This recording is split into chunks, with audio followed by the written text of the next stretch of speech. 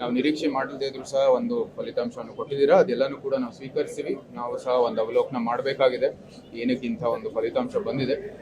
ಆದರೆ ನಮಗೆ ಸಂಪೂರ್ಣವಾದ ವಿಶ್ವಾಸ ಇದೆ, ಮಹಾರಾಷ್ಟ್ರ ಮತ್ತು ಹರಿಯಾಣ ಅಲ್ಲಿ ಏನು ಫಲಿತಾಂಶ ಬಂದಿದೆ ಅದೇ ರೀತಿ ನಾವು ಸಹ ಮುಂದೆ ಭವಿಷ್ಯದಲ್ಲಿ ಕರ್ನಾಟಕದಲ್ಲೂ ಸಹ ಈ ಬಿಜೆಪಿ ಸರ್ಕಾರ ಬಂದೇ ಬರುತ್ತೆ. ಈ ಸರ್ಕಾರಕ್ಕೆ ಕೊಟ್ಟಂತಹ ತೀರ್ಪು ಈ ನೋಡಿ, ನಾವು ಸಹ ಒಂದು ಅವಲೋಕನ ಮಾಡಬೇಕು. ಸಾಮಾನ್ಯವಾಗಿ ಉಪಚುನಾವಣೆಗಳಲ್ಲೆಲ್ಲ ಇದು ಆಡಳಿತದಲ್ಲಿರುವಂಥ ಪಕ್ಷಕ್ಕೆ ಸಾಮಾನ್ಯವಾಗಿ ಬೆಂಬಲ ಕೊಡುವಂಥದ್ದು.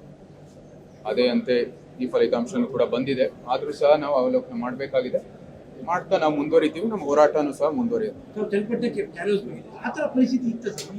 ನಾವು ನೋಡುವಾಗ ಗ್ರೌಂಡ್ ರಿಯಾಲಿಟಿಯಲ್ಲಿ ನಮ್ಮ ಪರವಾಗಿ ಅಂದರೆ ನಮ್ಮ NDA ಅಭ್ಯರ್ಥಿ ನಿಖಿಲ್ ಕುಮಾರಸ್ವಾಮಿ ಅವ್ರ ಪರವಾಗಿತ್ತು. ಆದರೂ ಸಹ ಜನರು ಏನು ತೀರ್ಮಾನ ಮಾಡ್ತಾರೆ ಅದು ನಾವು ಒಪ್ಕೋಬೇಕು. ಈಗಾಗಲೇ ಒಂದು ಇವತ್ತು ಏನೇನು ಅಜೆಂಡಾ ಪಾಯಿಂಟ್ಸ್ಗಳಿತ್ತು ಅದು ಏನು ನಮ್ಮ ಮೈಸೂರಿನ ಸರ್ವಾಂಗೀಣ ಅಭಿವೃದ್ಧಿಗಾಗಿ ಅವರು ಚರ್ಚೆ ಮಾಡ್ತಾ ಇದ್ರು. ನಮ್ಗೆ ಹೇಳಿದ್ದು ಇದು ಮೈಸೂರು ಬೃಹತ್ ಮೈಸೂರಿನ ಏನು ಮೇಲ್ದರ್ಜೆಗೋಸ್ಕರ ಇಲ್ಲಿ ಚರ್ಚೆ ನಡೀತಾ ಇತ್ತು. ಆದರೂ ಸಹ ಏನು ಸಮಸ್ಯೆ ಇಲ್ಲ, ಒಳ್ಳೆಯ ಒಂದು ಚರ್ಚೆ ನಡೆದಿದೆ. ಜನರು ಒಂದು ಅಂದರೆ ಅನೇಕ ಸಂಘ ಸಂಸ್ಥೆಗಳು, ಮಾಜಿ ಮಹಾಪೌರರು, ಅನೇಕರು ನಾಗರಿಕರು ಬಂದು ಇವತ್ತು ಸಲಹೆಯನ್ನು ಕೊಟ್ಟಿದ್ದಾರೆ.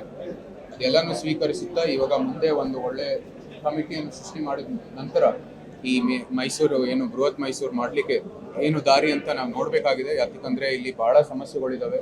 ಅದೆಲ್ಲನೂ ಕೂಡ ಬಗೆಹರಿಸಿದ ನಂತರ ಈ ಬೃಹತ್ ಮೈಸೂರಿಗೆ ನಾವು ಮುಂದುವರಿಬೇಕಾಗಿದೆ.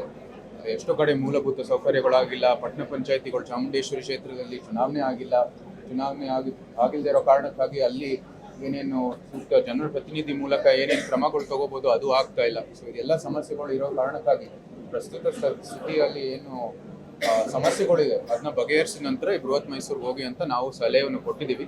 ಆದರೆ ನಮ್ಮ ಬೆಂಬಲ ಇದೆ, ಇದು ಅತ್ಯವಶ್ಯ ಅಂತ ನಾನಂತೂ ಭಾವಿಸ್ತೀನಿ.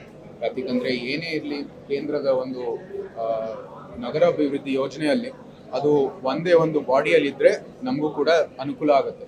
ಸೊ ಆ ನಿಟ್ಟಿನಲ್ಲಿ ಇದು ಅನುಕೂಲ ಆಗುವಂಥದ್ದು ಬೆಳವಣಿಗೆ. ಆದರೂ ಸಹ ಪ್ರಕ್ರಿಯೆಯಂತೆ ನಡಿಬೇಕು ಅಂತ ನಾವು ಸಲಹೆ ಕೊಡ್ತೀವಿ. ಇಲ್ಲ, ಮೆಟ್ರೋ ಬಗ್ಗೆ ಬೇಕಾದಷ್ಟು ಕಡೆ ಇದ್ರ ಬಗ್ಗೆ ಆಗ್ರಹವನ್ನು ಕೊಟ್ಟಿದ್ದಾರೆ. ನಾವು ಸಹ ಅದ್ರ ಪರವಾಗಿ ಇದ್ದೀವಿ. ಆದರೆ ಮೆಟ್ರೋ ಬರುವಾಗ ಅದು ಸಂಪೂರ್ಣವಾಗಿ ಒಂದು ಬಾಡಿಯಲ್ಲಿ ಇರಬೇಕು. ಈಗ ಬೆಂಗಳೂರಲ್ಲಿ ಉದಾಹರಣೆ ಅಂತ ಇಟ್ಕೊಂಡ್ರೆ BBMP ಏನು ನಿಯಂತ್ರಣದಲ್ಲಿ ಇರುವಂಥದ್ದು ಏನು ವಾರ್ಡ್ಗಳಿದ್ದಾವೆ ಅದರ ಒಂದು ಒಳಗೇನೆ ಅದರ ಸೀಮಿತ ಅದು ಮೆಟ್ರೋ ಆಗ್ಬೋದು. ಅದೇ ರೀತಿ ಇವತ್ತಿನ MCC ಒಳಗಿರುವಂಥದ್ದು ಏನು ವಾರ್ಡ್ಗಳಿದ್ದಾವೆ ಅದರಲ್ಲಿ ಮೆಟ್ರೋ ಬರುವಂಥದ್ದು ಆಗ್ಬೋದು. ಆದರೂ ಸಹ ಎಲ್ಲ ಬೇರೆ ಬೇರೆ ಕ್ಷೇತ್ರಗಳು ಅಭಿವೃದ್ಧಿ ಆಗಿದೆ, ಅಲ್ಲೂ ಕೂಡ ಮೆಟ್ರೋ ಅವಶ್ಯಕತೆ ಇದೆ. ಆ ಒಂದು ನಿಟ್ಟಿನಲ್ಲಿ ಈ ಬೃಹತ್ ಮೈಸೂರುಗೋಸ್ಕರ ಒಂದು ಡೆವಲಪ್ಮೆಂಟ್ ಪ್ಲಾನ್ ಆಗಿ ಅದರ ಚೌಕಟ್ಟಿನಲ್ಲಿ ನಾವು ಮೆಟ್ರೋ ಮಾಡಿದ್ರೆ ಸೂಕ್ತ ಅಂತ ನಾವು ಭಾವಿಸಿದ್ವಿ. ಅದು ಕೂಡ ಸಲಹೆಯನ್ನು ನಾವು ಕೊಟ್ಟಿದ್ದೀವಿ.